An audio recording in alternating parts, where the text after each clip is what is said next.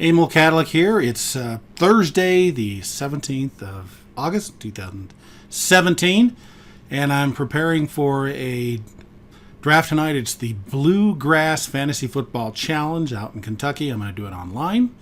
So I'm making up a STOMP tool or STOMP mapping for that. Let me go get to the tool here. Let's see, STOMP.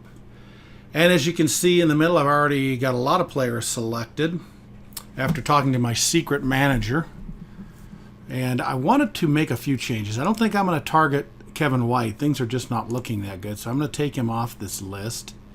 Let me kind of glance down here. Kelsey, I'm going to leave him on. Bratt, Michael, Wentz I'm not as happy about right now on this particular one. So I'm going to hit him a few of these changes. Also, I want to put Roethlisberger on here. Let's see if I can actually spell his name. All right, I can't spell his name. It's pretty embarrassing when you can't spell a guy's name. Let's just run down here real quick. Oh, there it is. I must have hit the wrong button. So we're going to add Roethlisberger in here. We got Roethlisberger added in. Taking a couple guys out. Let me glance at my list here. An interesting thing about this league is you start 2 running backs, 2 wide receivers, and a tight end, and there's a double flex. And when I ran, well, let's go take a quick look at it, actually. If you go over to the cheat sheet with this draft, and I'm pretty sure I've got that in here, 2-2-2. 2 running backs, 2 receivers. Oh, I made a mistake here. 1 tight end and then 2 flexes and a quarterback. So let's see what that does. I think I go to section 2 here. And if you notice, we've got a tight end as the 6th overall pick. And then our second tight end is 14, 16. So this really skews in value-based drafting, value-based theory. It extremely skews the tight ends as important. So I may have to take a few early or look at taking an early tight end and maybe even a one mid-range. So I may be looking at Kelsey or somebody like that. And then, Ertz is the other guy. I want to look at Ertz because Ertz has really got a lot of potential. And he's a guy who you can probably get in the middle rounds. As a matter of fact, let's see. I've got low stakes here. I'm going to switch to high stakes. And I'm looking at draft position about 11.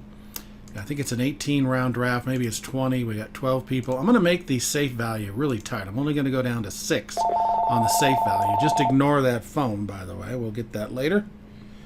And let's see. I'm back from that phone call. I apologize. And as I was talking here, we had put Ertz in as one of the last players that we're targeting. Also, I forgot to mention that this is a 3rd-round reversal draft, so I've checked that one. And if you go down here and look at the STOMP map, you can see that the 1st round we're at 11, 2nd round we're at 2, 3rd round we're at 2 again, and then it continues on. So it flips. Round 3 is the same as round 2, which is the 3rd round reversal, and then it continues on. Serpentine is normal. We've got Cameron Brate at the 13th round is where it's telling us we should pick him. Rivers at with the 9th round, etc., and Roethlisberger at the 7th. I've seen these guys go much later that in a lot of drafts, and it all depends on your people. I saw Roethlisberger go past the 10th round recently with experts. So it all depends on the people as we talk about the relativity factor in the STOMP theory.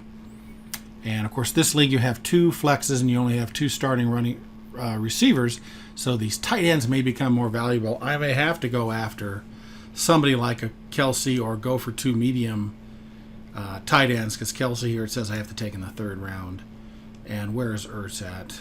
Ertz, it says I need to take him around 9. So I'm going to have some thinking to do. So again, let's go back over to the cheat sheet and we'll refresh that. We'll go in here and we have this correct. 1-2-2-1 with the 2 flex. 4-6-6, this is 25, 10-10, blah, blah, blah. And if you notice, part of the STOMP theory is that you have bolded the players that you have targeted, along with the round that it's telling you should draft them in or so you'd consider strongly drafting in. And then we'll print that out. As you can see, here's the printout. Once I hit the print, matter of fact, I'll print it right now and hit the button. And you'll probably hear my printer make noises if there's paper. So we're set with that. I think that's about all I want to get across. Don't want this to be too long of a video. So I'm pretty much set for this draft tonight. I'll let you know how it goes. Not really used to picking in the 11th or 12th position in the first round, but I want to get Michael Thomas, so I may have to take him in the first round, so that's why I'm going down there.